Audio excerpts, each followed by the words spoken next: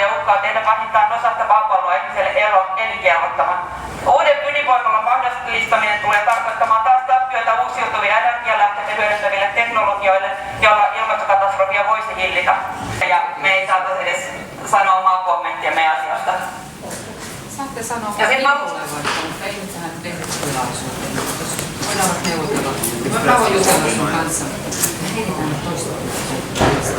Eihän me Fortum on myöskin häirinnyt aika monta tilaisuutta. Fortum on häiritsemässä aika pahasti esimerkiksi Pyhäjoella tällä hetkellä asuvia asukkaita, joiden maata ollaan pakkolunastamassa. Tässä on nyt valtion, kansalaisten rahat on sijoitettuna, niin on tämä aika erikoista, jos ei kansalaisia kuunnella asiassa. Kansalaissijoittajia ja kansalaisanalyytikkoja. Mutta ei tämä tilaisuus. No eikö tuo just ole se tilaisuus? Paljon kohdistettu, niin voisi keskustella sitten teidän asiasta. Tuolla vähän sivummalla.